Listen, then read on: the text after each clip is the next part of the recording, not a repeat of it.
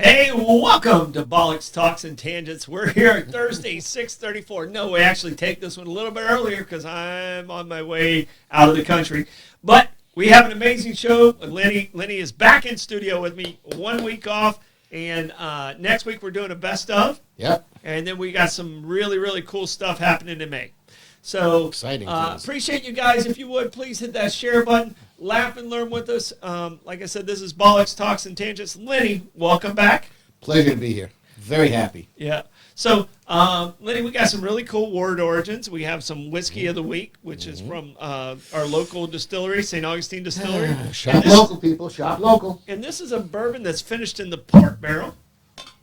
So, in the studio with us, we have a celebrity producer.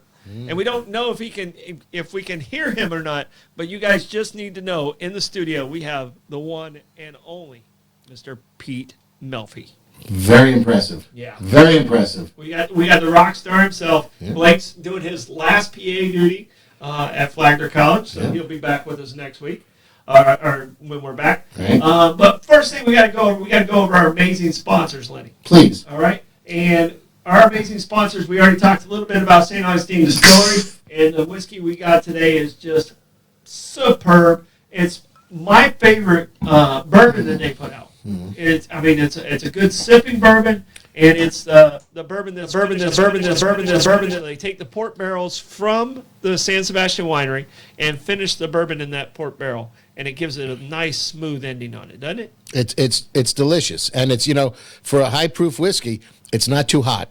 And if you're a bourbon drinker, you'll know what I'm talking about, because some whiskeys they get to be about 100 proof, 105 proof, they burn a little bit. But a well-crafted whiskey, well-crafted whiskey is a good balance, and this is beautiful. All right, and if you don't know what we're talking about, City Gates Distillery and St. Augustine Distillery, these guys do the best of anybody out there with tasting and tours.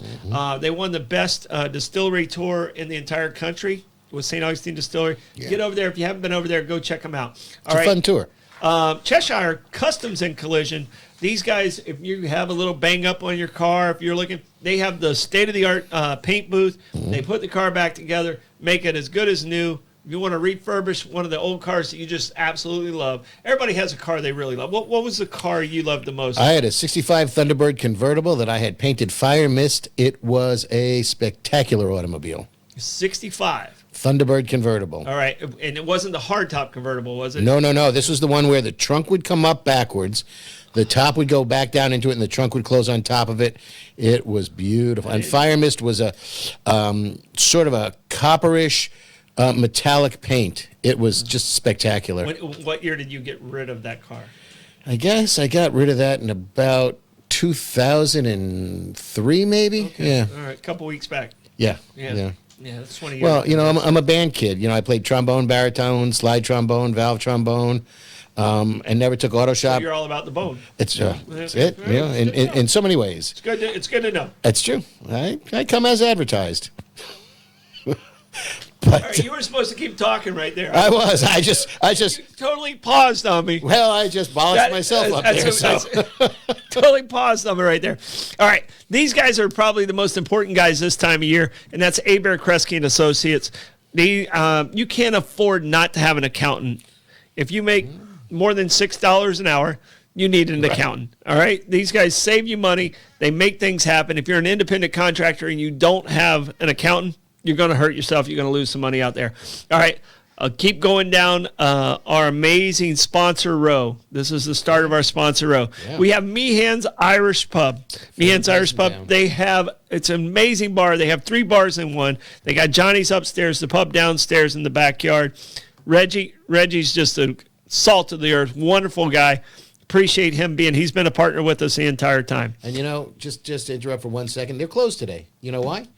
They're scrubbing, they're cleaning, they're doing rehab.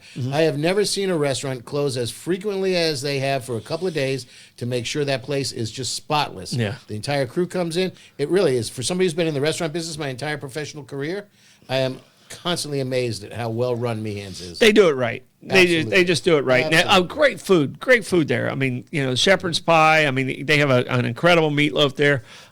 Just a curry, everything. I've not had a bad thing on the menu. Blake loves their mac and cheese, as my wife does as well. It's legendary in town. It really is. It's not a small portion. No, it comes in like a vessel. It comes in a boat. Yeah. All right. Speaking of boats, St. Augustine Pirate Museum, also right there on Sponsor Row. Yeah. Sponsor Row. They have over 800 artifacts. All right, you just said it. What's a pirate's favorite letter? R. No, you'd think. It's the C, It's the C. It's the C. I'm working with you. Don't worry. All right. Pirate Museum. I'm throwing you those bones. Cindy over there, I saw her today. They just always are a part of the community. Appreciate them being here. All right, River and Fort. I don't know if you know where this is, where it's located. Is it close to the river and near the fort? It is. It is close to it's actually on the river and near the fort. Wow. You want to have a great place to sip a whiskey, you go to the rooftop. Beautiful. And you know what you can see from there? Everything. Well, mostly you can see the river and fort. You failed on that one. 360, though. Come on, Len. 360. Come on, You Len. can whirl in a circle. Yeah, you get the historic view and you got the ocean view. You can count the steeples. All right. And these guys right here, Palm Valley Golf Course, family-owned business. It is the best driving range in town. They have the Tracer Golf where you can sit down, you can have a drink with your friends, you can rent out a bay and hit into the driving range, and it records, and you can play. You can do virtual playing of different golf courses around the country. So go check it out. It is the most affordable golf course in the entire area. And if you want to learn how to play golf, this is where you start. All right, we got word origins to talk about. You have two. I do, sir. You have one I'm very interested in. The whistle while you work? No. Ooh. It's the other one. Pete has a dog, and you have looked up the word origin of the name of his dog and his dog's name, because Pete is the most creative webcaster of all time. All right, and his dog's name is Puppy. It's true. So what is the origin of Puppy? Well, believe it or not, it comes from the 15th century French, because in the late 1400s, French women, not unlike women in Beverly Hills today, walked around with little small dogs, and they would carry them. They were toy size, what we would consider a toy sized dog today. Like a chihuahua. I would think there was probably, in those days, they were probably poodles because they were French. It could be a French poodle.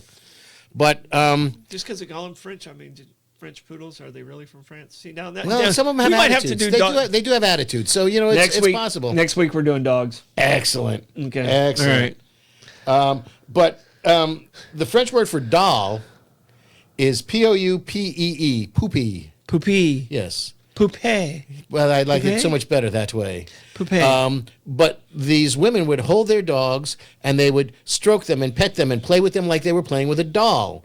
So that translated into these small dogs being called puppies. Poupée. And it replaced whelp, because at one point in time, all these immature puppies were called whelps. Whelps? Whelp. W-E-L-P? W-H-E-L-P. Like you get a whelp on your arm? No, that's a welt. A welt. Oh, okay. So there's a whelp with a P. Whelp. Yeah. So so they would call them poopies, like a doll. Poopies. And that evolved into the name of, That's how Pete's dog. Well, Puppy. and maybe Pete didn't realize, and his poupée is French. Could be. Yeah. Could be. But I don't think he's holding her like a I don't dog. know. What kind of dog is it, Pete? Yeah, a small husky. Yeah, it's like so it still qualifies. It is like a miniature husky. Right. Okay. It's like a husky with short legs. Ooh, takes. Is that the best way to describe twice it? as long to get there. Yeah. All right. What do you got for me? So my next one is push the envelope. All right.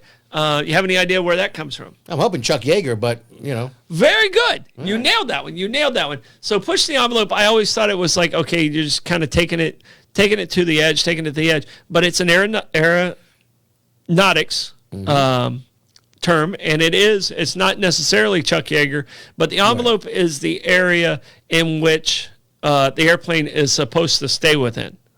All right, they have test pilots like Chuck Yeager, probably the most famous test pilot of all time. he would always push the envelope and go beyond the envelope of where this is the capacity of this airplane. And that's where it all came from. And then it became Into the Workplace. And you know which book put it into the workplace? I would think that would be The Right Stuff. You are on fire today, Lenny. Fuego, baby. Don't burn out everything. You got trivia tomorrow night, so you got to be careful. Don't burn it all out. Okay. All right, but that's where it came from. It came from it basically was always an aeronautics thing, but it became popular and became more common in the English language after The Right Stuff. And if you haven't seen the movie, ladies and gentlemen, I recommend it. It's a great book. It's a great movie. Tom Wolfe, I think, wrote the book. Yep. Yeah. Fabulous movie. And if you see that movie, you're going to see so many familiar faces that started in that movie. Yeah. Yeah. Oh, no. It's just worth seeing, and it's true. Yeah. It's a great telling of that history. Well, I mean, those guys were true badasses. So they were badasses. I mean, they're sitting on just what is it? Millions of dollars of rocket fuel that went to the lowest bidder. Yep. Yeah. So I mean, that's having enough cojones right there on its own. All right. What's your next one? My next one is Whistle While You Work. And it doesn't involve the dwarfs. See, and I would have said it came from the Seven Dwarfs. Well, so would the first 37 citations on the internet. But somebody brought this up to me, and it turns out that back in the days of servitude and wealth, people who had mansions or large houses would build the kitchens away from the center of the house, actually, because it was a fire hazard. Yeah. And if the kitchen went up or caught on fire, they didn't want to burn down the rest of the house and their children. So the kitchens were further away from the dining room and the living quarters of the aristocracy, the wealth, the owners of that property. And they weren't keen on sharing their food with their staff. Yeah. So as the meal was prepared, as they were walking down from where the kitchen would be, whether it's a long corridor or to get to the dining room and the people, the masters of the house, so to speak, as opposed to the masters of the universe, to continue in a Tom Wolfian theme, they had a whistle to prove that they were not eating the food as they were delivering it. So they had a whistle while they were working and bringing the food to the aristocracy, and they weren't snacking on the way. Well, and even in houses in St. Augustine, like if you go into the older houses in St. Augustine, the kitchen's always in the back of the house. All right. And a lot of times there were 2-story houses. All right. You know whose quarters were above the kitchen? The servants' quarters, absolutely. The servants. Yeah. That was on purpose.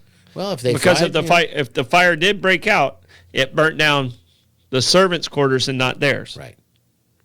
So a lot of people don't. I mean, if you go into the houses that were built in the 1700s and 1800s, the servants' quarters are always in the back. They usually had their own entrance, servant stairs. You know, they couldn't come in the front door, and the kitchen was always directly below the servants' where the servants' rooms were. And that's why in a lot of houses built in those days, you would find 2 sets of stairs, a main set of stairs and a back stairs. And the back stairs was for the servants to come to and from their accommodations and into their workplace. Yeah. So no one saw them in the thing. All right. My last one is going haywire. Okay. This I don't know I can guess at. Well, okay. Give me a guess. Give me a guess. Where do you think it comes from? When you were baling hay and you were using barbed wire? It wasn't barbed wire. Barbed wire was baling wire, I guess. Yeah, it was haywire. It was haywire. It was baling wire, and it does come from that. Yeah. Barbed wire was for the cows. Right. Okay. So, you ever seen a cow? Yeah. Up close? Yeah. I mean, I know you've cooked a bunch of them. Oh, lots and lots of them. I bet you. No, I've seen them in person. I've looked a cow in the eye. Oh, okay. All right. Well, it looked back with those big sad cow eyes. Yeah, not a lot of bull here. Right. All right, but going haywire is it was the duct tape before there was duct tape. Ooh, okay. So when things broke on the farm, you put it back together with the baling wire, and that's how you repaired stuff. So if you went haywire, that means you can take it to the limit. We'll just put it back together, and that's where it came from, going haywire. Right. So basically, think of duct tape, and that was the duct tape prior to being duct tape. And I've always heard expressions where people have put things back together with basically baling wire and spit. Yes, So, that's exactly the same okay. same statement. Got it. All right, I want to start us off. We have two great topics. We have ballpark food, all right, and then we have bad marketing plans. Bad marketing. Bad marketing plans. Bad thoughts. And there's some really bad ones. All right, but I want to start with ballpark food. You have your little Mets hat. You can hold that up because it's probably blocked. You have your little Mets hat. And we talked about this. And it did have a Sunday in it at one point in time, but Yes. I'm not talking about this type of Sunday today. All right, I had every single one of those when 7-Eleven went through the whole process. Oh, And you could put a Slurpee in those. So here you go. That's a sloppy. Yeah, so you put the Slurpee inside of it, and you had the straw. And I collected every single one of them. But this was prior I was to. gonna say, how many teams were there It was then? prior to the Expos. Okay. And the Blue Jays being in. They came in 76. Right. All right. But I had every single one of these. So that means there was no Diamondbacks. There was no, I think the Mariners was did it the exist. Seattle Pilots? The Pilots were already. Before they became the Padres? They were already the Mariners at this point. Right, And the okay. Padres were the Padres. And the Padres were poop brown and orange. Yeah. It was Right. Mustard and bun, yeah. Well, it was horrible, but I had every single one of these as a kid, and I wish I'd have kept them. So you kept that. How long ago did you get that? Oh, probably 3 or 4 years. Oh, okay. So it's still fairly recent. Yeah, okay. absolutely. All right. Absolutely. All right. But ballpark food, right? And that's one of the. Did you get that actually at the ballpark? Absolutely. Okay. Absolutely. All right. Cool. And took it home. All right. So Pete, did you try and figure out how to load up the pictures? He couldn't figure it out. All right. So our ballpark food, we're going to do this in the other direction. So I have the weird stuff and you have the classic stuff. Yeah. We didn't plan that, but that's the way. I got a couple odds and ends. That's the but way it worked I out. got a couple of big boys in here. That's the way it worked out. So I'm going to let you get started with the classic. So what do you think the most classic ballpark food on your list is? Well, the classic is the hot dog. Mm-hmm. So, in Major League Baseball, they do, in an average Major League Baseball season, they do over 20 million hot dogs a season. Yeah. And you've got the Fenway Frank. That's from my buddy Kaiser, who is a sad Red Sox fan right about now. Yeah. As opposed to me being a long-suffering Mets fan. We're back, baby. We're back. Yeah. The Reds suck. Yeah. They're not good. Yeah, I know. They're not good. Dodger dogs, which I think are dramatically overrated. Dodger dogs are very overrated. But, they say everything's bigger in Texas. I'm glad you're sitting down for this one because they've had for a couple of years now, about 4 or 5 years, something called a boomstick. Boomstick. The boomstick is named after Nelson Cruz's bat. Okay. And I don't think that he's still on the. I don't think he's still on the Rangers, though he may be. I'm not sure of that. But Nelson Cruz's bat was called the Boomstick. So in honor of that, they made a 2 foot long, 24-inch long hot dog on a. That would be eating 2 foot long hot dogs. I mean, Well, but it's on a I've seen potato that be bun. done. Yeah, with chili, nacho cheese, jalapenos, and this one has caramelized onions. Ooh, that's a butt burner. Yep. Ooh. And you know how much that goes for? I'm gonna say $25. Oh, you are so close. $26. You are a savant. Yeah. $26. Yeah. Well, why stop with a boomstick when you can have a boom burger? Everything's bigger in Texas, man. A pound? 2 foot long hamburger. A 2 foot long hamburger. But apparently, and Is it in a patty or is it in a? Yeah, no, a bun? it's in a long patty. But apparently, it's a Nolan Ryan beef patty out of the. So is this a Texas Ranger thing? Yeah, it's in the Texas Rangers ballpark in Arlington. Yeah. I went with the weird in Arlington. Okay. So how good. much was the burger? The burger, I believe, which they say feeds 4. Ha ha ha. Yeah. 34. And have some integrity. Don't make it $34.99. Could you call it $35 and just round it up? But it's $34.99. Yeah. And it's 2 feet of hamburger, again, with the chili, the nacho cheese, the jalapenos, and instead of caramelized onions, they use fried onion rings on a brioche bun. Yeah, and It's then big. you cut it because you can't Well, just bite into that thing. You could try, but Yeah. you better be wearing a bib. All right. So my first one, the weird one, is also the Texas Rangers. Okay. So I'm just going to the Rangers. Going to Arlington is worth going to their food, evidently. Mine is a pickled stuffed corn dog. All right. So I'm going to visualize this for you. Pickled stuffed corn dog. In the very center is the hot dog portion because corn dogs battered around a hot dog. Yeah, on a stick. Yeah. So he's still got the hot dog in the middle. Mm-hmm. They have wedged that into a pickle. Okay. Around that, they have now put the corn dog batter. So it is a little less than a foot long. All right, a little less than a foot long. So, and I thought, that sounds kind of gross. But if you think of a Chicago dog. Okay, absolutely. With the sport pepper and the pickle. And you have the pickle on it. Yep. It completely makes sense. Yep. And it's like fried pickles are the rage in a lot of places. I mean, I'm telling you right now, the 4 I have are very weird, but I would definitely try them. Are you a guy who tries weird food? Oh, absolutely. I mean, you're a foodie guy. So. I have to. It's my line of work, so I need to continue the education.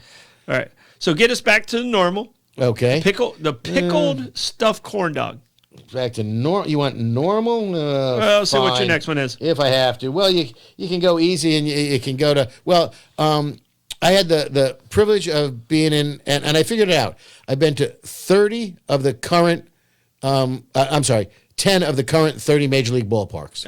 I think that's about where me and Blake are. I think we're at 8 or 9. Yeah, so I got a list to go. Yeah. Not counting defunct ballparks. Yeah. But one day I had the pleasure of being at the time it was Pac Bell in San Francisco. Okay. And what a beautiful ballpark right there on the bay. Oh, it's gorgeous. It's the newer one, not Candlestick. Correct. Okay. Correct. All right. Yeah. What is Pac Bell, which has another name now, I believe. Yeah. That's the other thing. It's got McCovey Cove. But that's all that with really the guys matters. in the kayaks, and I can't keep up with the ever changing. I have to ask naming rights on the ballparks. But I'm walking around the ballpark and I'm going, man, that garlic smells good. And you go around a corner, and there in a corner was the Gilroy garlic fries. Now, if you know anything about garlic, the largest place in the country of America where garlic is grown is Gilroy, California.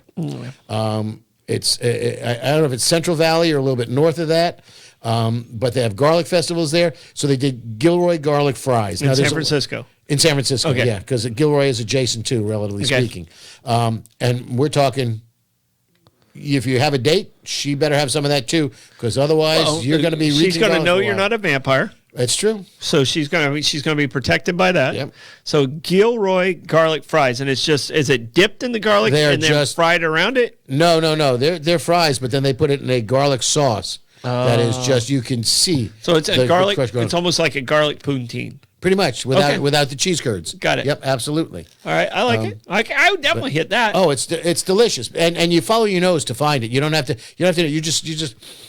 I got the garlic. I'm going. Pete, was that a garlic? Are you a garlic guy? Oh yeah. All right. That's quasi conventional nowadays. Here's. I'm staying West Coast. Okay. We already talked about Seattle Pilots. Now there's Seattle Pilots, right? There's Seattle Mariners now. All right. And this is the weirdest ballpark food that I found. Okay. And I'm a little sad, and I want you guys to Google this when the show is over, and Google this, and then tell us whether or not you would eat this. Toasted grasshoppers. I'm going crunchy, but yeah, I can leave them for other people. Yeah, it looks like chocolate covered. We could talk. It looks like it's deep fried. Yeah. Here, I'll pull up the picture, but it to me was the weirdest one that I saw. There you go. This is in Seattle? Seattle Mariners Stadium. Yeah, I'm going to say thank you very much. I'll pass. You're going to pass on that? I'll pass. I mean, do you eat bugs at all? Have you ever eaten bugs? Yeah, but not intentionally. Yeah, I mean, not on the menu. I mean, I've kept. Pete used to have a motorcycle, so I know he's eaten some bugs. Go. That's it. So, but I want you guys to Google the toasted grasshoppers at the Seattle Mariners baseball field. I wonder how they sell. Yeah, I think I can tell you right now, when I go there, and I have not been to that stadium, but I will go there. I will seek out this thing, and I'll have to order them. And that looks like a lot. It's a big portion. It looks like a good portion. I don't think I need that money. Well, they're probably crunchy like chips. After you get through it, it's probably a crunch thing as opposed to a flavor thing. Well, I mean, what's the flavor of a grasshopper? I don't know. You've been in a restaurant world 50 years. Forever, yeah. Okay, probably since you were a teenager, right? All right. What is the grossest thing you've ever put out in a restaurant? I mean, how many restaurants have you had? I've owned 3, and I've worked in probably 18 of them. Okay. What's the grossest thing you've ever sent out the line? Man, that's tough because I do have some professional standards and integrity. But there was probably a point in time where something went out of the kitchen that shouldn't have. Where you were, well, you worked at a place and that was on the menu, and you're like, you hated like even putting it out. Because you're in a restaurant right now. You're at Kaiser's right now. Yeah, absolutely. And I'm telling you right now, it's the best pastrami. Certainly in this general area. Naval pastrami I've ever had. Yep. And I know I'm from Florida, so I don't get a whole lot of selection of it, but it's mind-blowing how good it is. It's not quite Katz's, but it's right there. It's not the Lido Deli, but it's right there. Yeah, I'll take Kaiser's all day long. Yep. Oh, yeah. So, but grossest thing you've ever put out?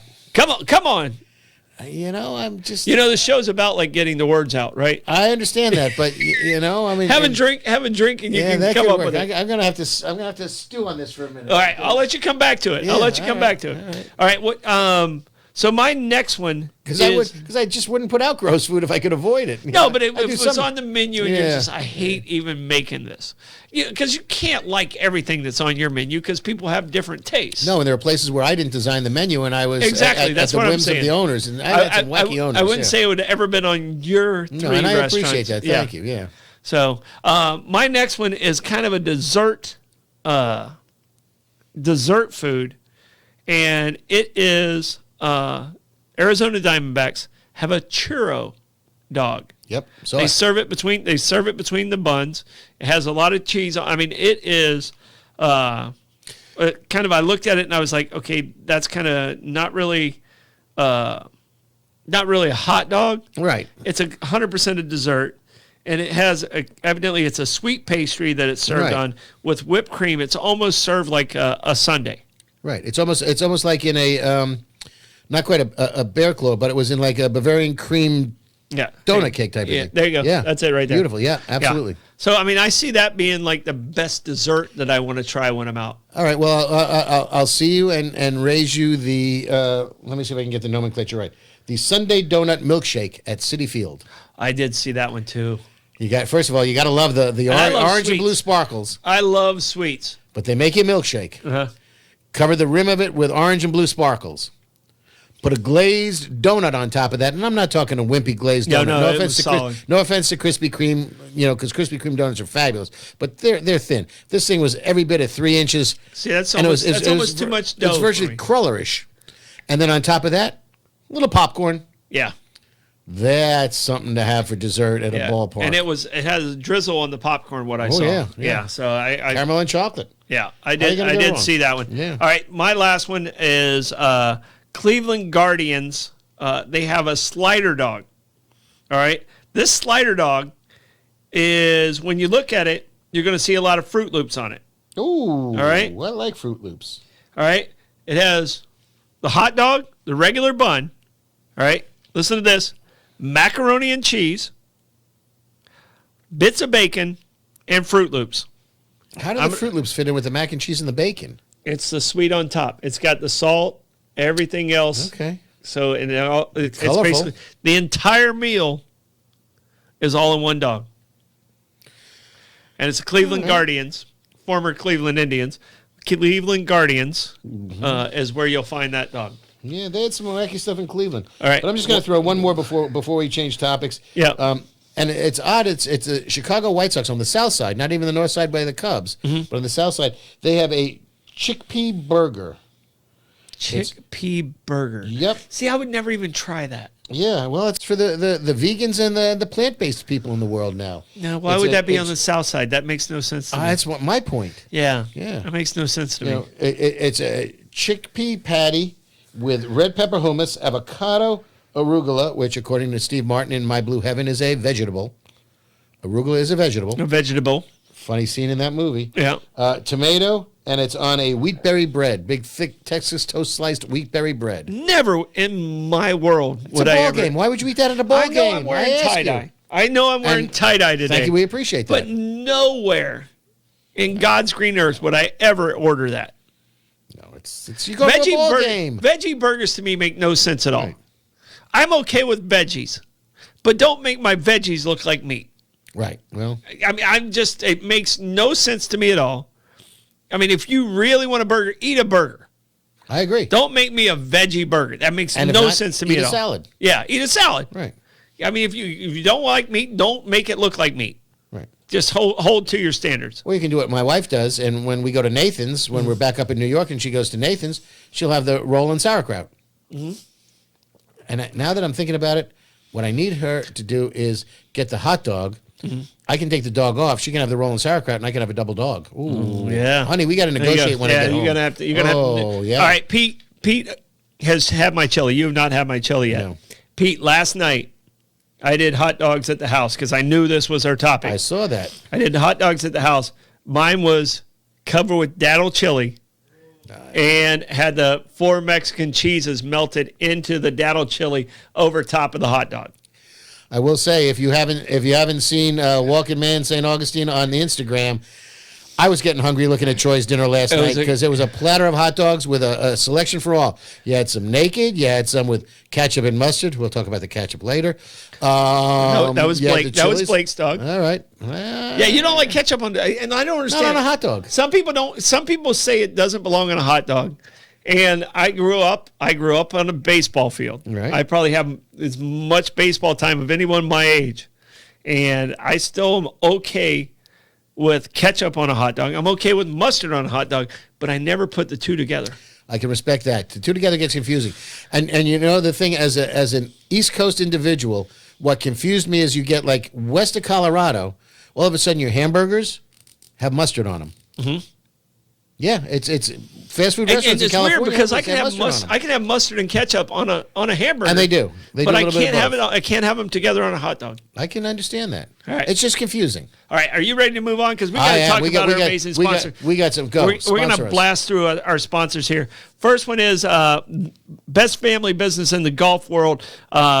Palm Valley Golf Course. It's been family owned since the 1980s. These guys have the best driving range in town. They do an amazing job out there. Go out, check them out. It's easy to get in and out of.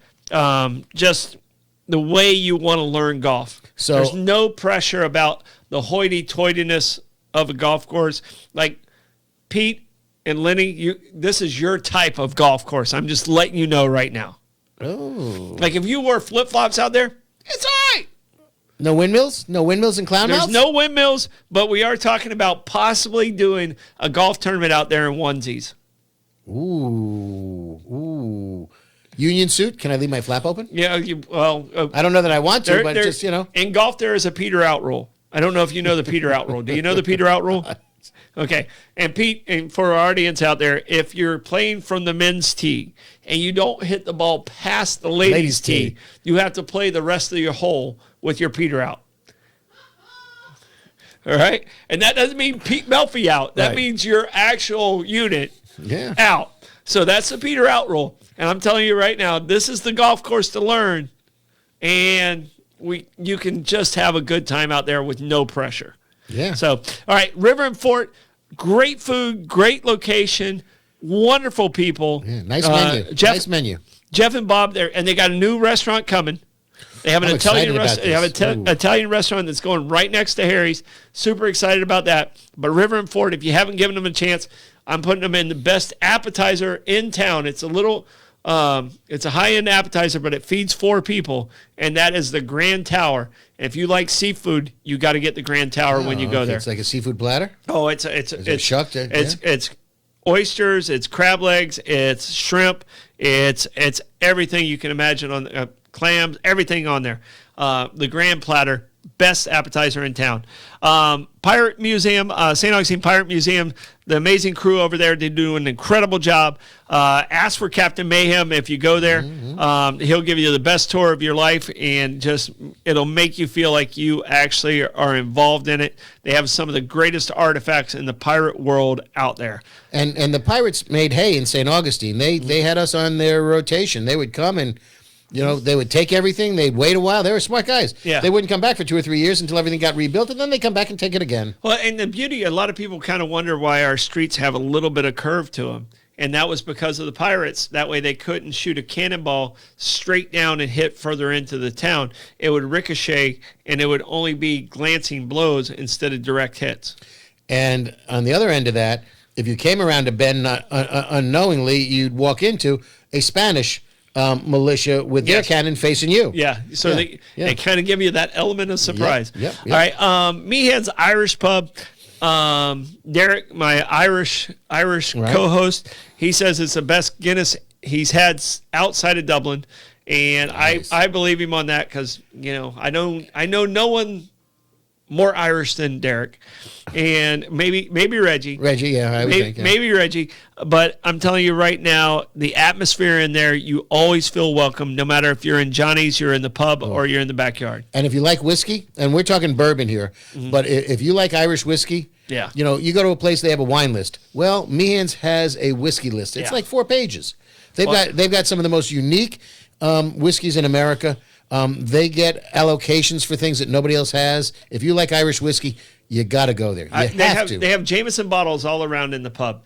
And I just want to know, for my own personal satisfaction, how many Jameson bottles I've actually drank in there.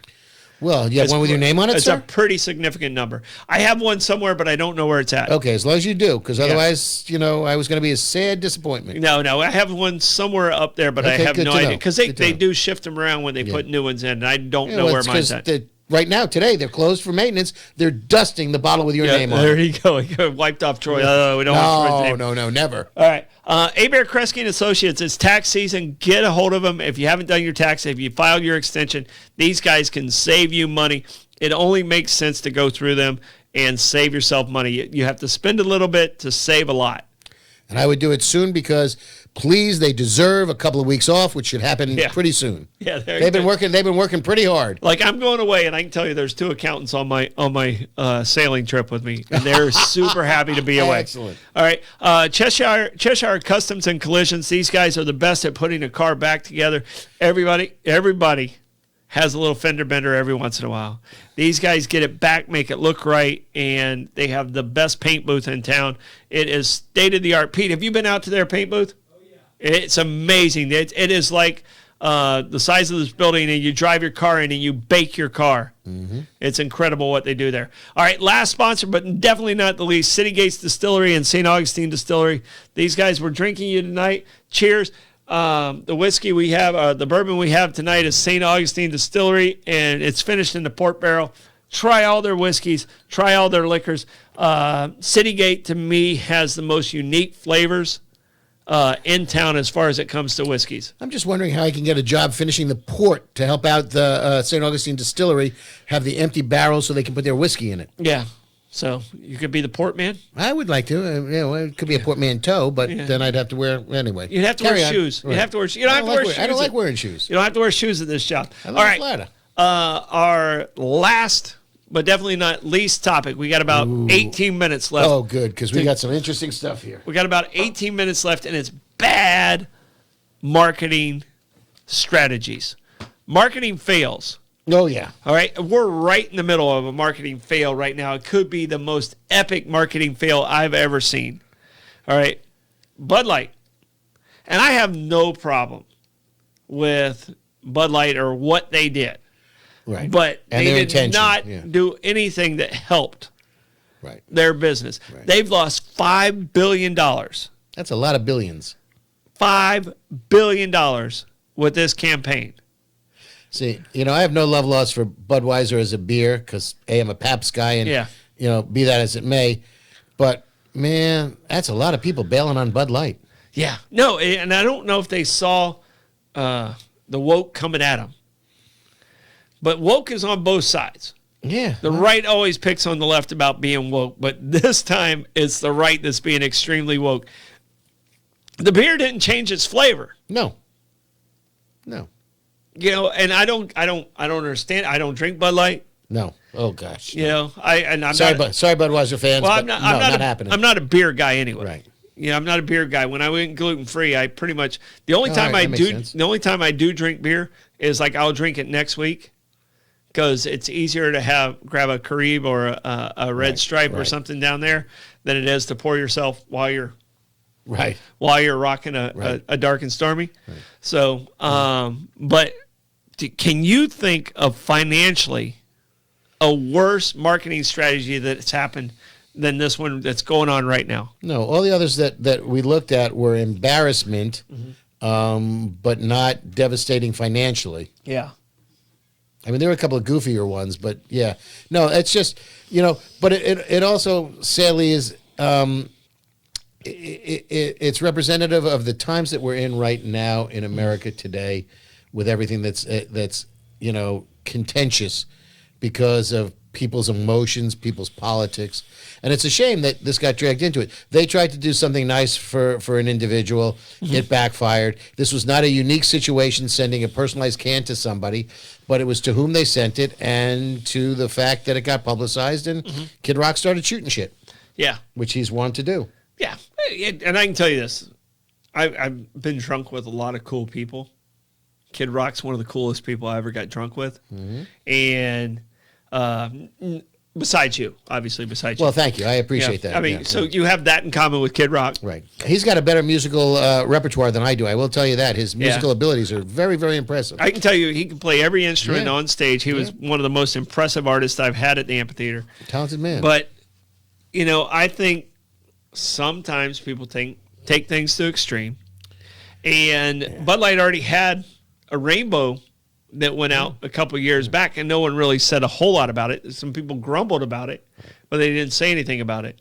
But this one, I think it spiraled because of the politics attached to it. Right. And you know what? I'm going to go to, I think Bill Murray is one of the most talented people in the film industry today, and people will look back on his over of work and say amazing. And I'm gonna quote him from Stripes.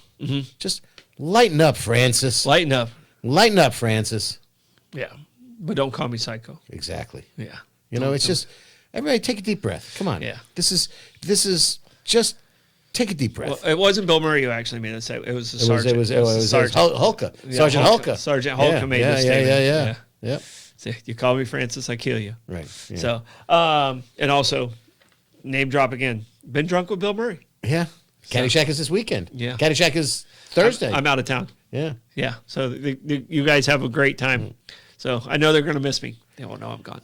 Probably. Not going to know I'm gone. We're doing Kaiser's spicy and salty nuts for the event. We're making bags and bags of. We take and we season mixed nuts. We roast them and we make them spicy and sweet and bag them up. And they're going off to the Caddyshack tournament. It's important to have spicy and sweet nuts. Right. Yeah. Well, Kaiser certainly feels that way. It's important. It's important. It's true. So, right. I mean, I couldn't live life without them. Well, that's true. All right. You could. Your voice would be much higher. Yeah. All right. So we're just going to go right past Kendall Jenner. The Pepsi thing? Yeah, that was the time. The only thing I found confusing in that is because there were a bunch of different. Kendall Jenner was a missed the boat in trying to jump into the protest, the Black Lives Matters things, and she got there by getting into a demonstration and bringing a Pepsi to a police officer in the line, and all of a sudden the world was healed.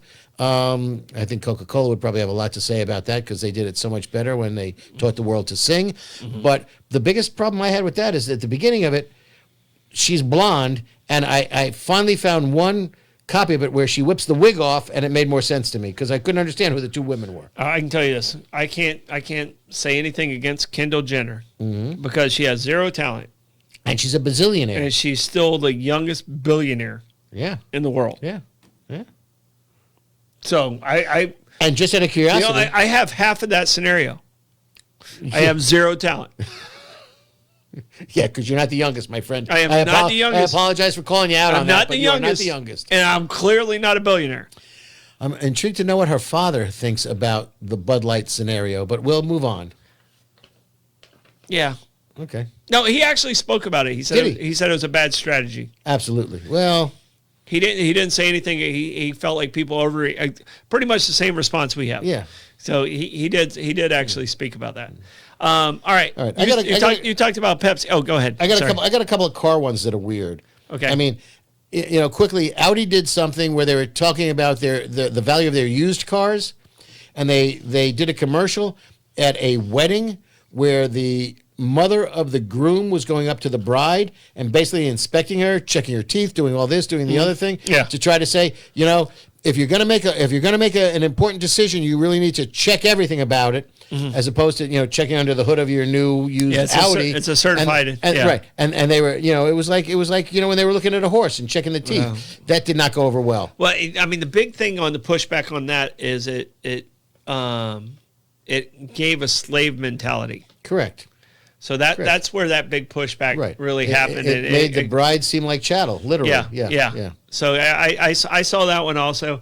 You talked about Pepsi. Right. So I got to talk about the biggest blunder when I was in high school and I was working in a grocery store. Last century. Yeah, in the 80s. Yeah. Oh, in the really? mid-80s. Okay.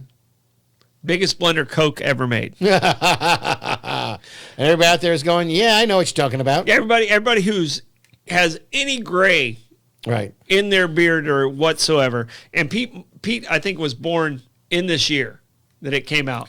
Oh, the youth of America. It's New Coke. Yeah.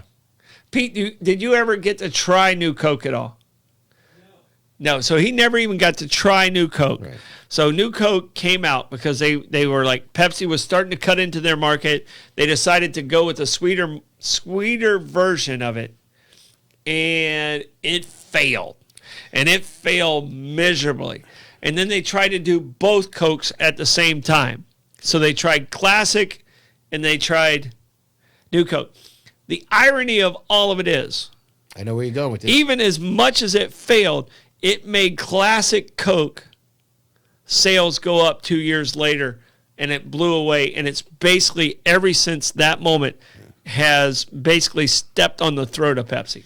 Yeah, it's strange. So I don't know if it was a fail, but I think they genuinely thought that this was the right way to go. And when they saved it, their save was so good, it surpassed their fail. Right.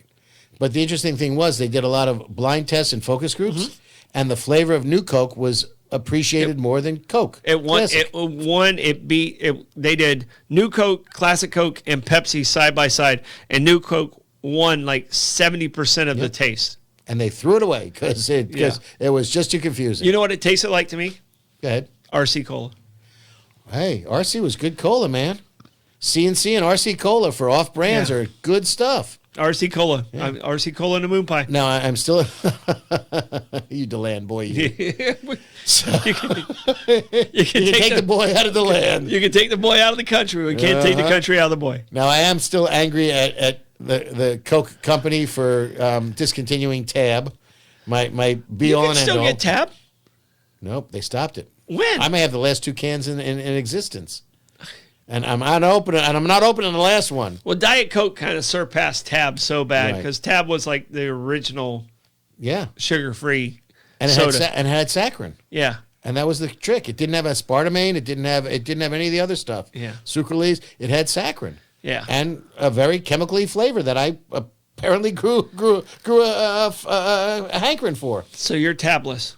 Yeah. Well, I got two cans and I ain't opening one of them. Okay. All right. There you go. Yeah. All right. What's your next one you got? Well, we're talking about the car things, and you and I very briefly mentioned Ford tried to sell the Chevy Nova in Mexico, and it didn't go too well because... Wait. Say that again. I'm sorry. Right. Well, Chevy tried to sell the Ford Nova. Hold on. Hand me that drink. Could you fill that up, please? I got to top you off. Thank you. You have way too much blood in your alcohol system. Absolutely confusing. So, hey, Pete, you still with us in there? All right. I hope we're not blowing you into a false sense of security, my friend. There you go. Thank you. You're good. We'll appreciate it. That'll help you out. So let's start that over. Chevy was selling the Nova in Mexico. Yes. And the translation didn't work. Apparently, there were not a whole lot of bilingual people in the Chevy marketing and or naming department. Yes. So Nova translates to no-go. There's a little bit more of it, too, because it's... get it over here somewhere. Yeah. No vayas. Yeah. Is no go in Mexican or in Spanish. Yeah. So nobody was buying a car that wouldn't go. So that just petered out really quickly. But this is a very strange one. Now this is an interesting one. This was in 1994. Fiat in Spain was introducing a new car, the Cinquecento. Okay. So I guess that's like 55 maybe, or 100, 150, Yeah. whatever it was. It was another little Fiat. But they tried something, and they sent women, 50,000 women, anonymous letters saying, I know we saw each other yesterday, and we had a moment. Mm-hmm. And I know that whether this moment was in what, 94? 1994. Okay, before Spain. the internet, before there was texting. Yep. Okay, because I get that crap all the time. Oh, now. no. This was, we had a moment. Mm-hmm. We saw each other. And I'm paraphrasing the letter, but they sent 50,000 women in Spain an anonymous letter saying that we had a moment, we saw each other, and even if we don't go on from here, you glanced in my direction, and even if it doesn't go further than this, you'll remember me. And they were supposed to follow it up 3 or 4 days later saying, hi, this is Fiat. We just know that you want to see our new car. And that's what it was all about. Uh-huh. They didn't get a chance to get that follow-up because people were creeped out and freaking out from these women thought they were being stalked. It's like a War of the Worlds type situation. It totally backfired on them. Yep, not good at all. Yeah. Oh, no. That went horribly off the rails. Yeah. So Fiat creeped out 50,000 women in Spain in 1994. Probably more because more women are like, why didn't I get that? Am I not hot enough? Exactly. All right. I think all Spanish women are hot. So this one goes back. Pete and I have been doing shows together, and Pete's in studio, so it's perfect for this one, since 13. So 10 years, Pete and I have done shows together. The third show Mike and I did on Uncommon Ground, we were only once a week, was about the Boston Marathon bombing. Great documentary out right now if you haven't seen it. All right, so check it out. But Adidas had already had a campaign in place, and their campaign in place was to send out an email to all the participants. They had the email list of all the participants, and the email read, okay, that's when the bombing took place. Right. All right? The email read, congrats, you survived the Boston Marathon. Oops. They immediately had to retract it. It was, basically to get Adidas. They were trying to do a positive thing. Right. Congratulations, you made it through the ordeal. But because of the evil of the terrorism, this was already scheduled to go out. And to me, that is probably, I don't think Adidas, it was like some of the other stuff we're talking about was just stupid. Right. They just did some dumb shit. They didn't think things all the way through. But thank you. But Adidas in this case was trying to be positive and upbeat. Right. But the timing was terrible. Yeah. I don't know in marketing if there's ever been a worse timing situation than what Adidas did. That was tough. That was very, very tough. So, all right, what you got? We each have time for one more. Well, I got one last one that's fortunately a little bit lighter, but equally as you should pardon the expression, short-sighted. Yes. As that one. Yeah. There was an organization they were starting something called the Braille Superstore. Okay. Obviously for people with visual problems that were going to use Braille, and they sent out emails and advertising that said thousands of Braille products, many of which you've never seen before. Oops. Wow. Oops. That's bad. All right, here's the thing that bothers me. You ever go to the drive-through window in the ATM? Yeah. They have Braille. Yeah. On those ATMs. Am I the only one that bothers? Right. That they're driving through the drive-through ATM. All right. And there's Braille on there. I'll be fair. That kind of bothers me. I'm just saying that it's the same ATM that they put up for walk-up windows as well. I'll give them the benefit of the doubt that they used one faceplate for all their ATMs. But yes. Otherwise, Yeah. He's a good driver. Yeah. Drives by feel. Bounces off of this, bounces off of that, bounces off of this. I'm an excellent driver. Please send your letters to Troy. Leave me out of this. Thank you so very much. Yeah. Yes. If you can find me. All right, sorry. Wrong city to say that in. All right, my final one. Yeah, right. All right, final one. Bad marketing. Actually, very good marketing. It over-marketed. Oh, there you go. Yeah, yeah. Okay, yeah. it over-marketed. KFC did not understand the power of Oprah Winfrey. All right? The woman is a force. So Force of nature. they decided they're putting out the new grilled chicken. The new Kentucky grilled chicken, 2-piece meal. If you downloaded, you go to the website and you downloaded the coupon, you would be able to get a 2-piece meal. Unfortunately, it was too successful. Over 10.5 million people downloaded the coupon, and it almost broke the company. They actually had to stop the campaign after 2 weeks because so many people were downloading the coupon. And the other thing is they messed up, and you could download it more than once. Ooh, well, there you go. Repeat business. Yeah, technology is much better, Okay. and they would have been able to block it at this point. But it literally, the entire campaign is, you know, she goes, "You get a free car, Right. you get a free Right. car." Yeah, you get a free chicken. Yeah, nope. You know, and the interesting thing is, you know, I understand obesity in America. I understand eating health conscious. I don't necessarily know that I do it as well as I should. However, you're going to Kentucky Fried Chicken for, what's their middle name? Fried Chicken. That's why they changed it to KFC. Right. And I'm telling you right now, in Africa, KFC is huge, Yeah. and their chicken's better than it is here. And Christmas in Japan. Yeah, yeah. Christmas in Japan. Christmas in Japan. You have KFC to order. is the busiest place there is. You have to order months in advance to get Christmas KFC in Japan. All right.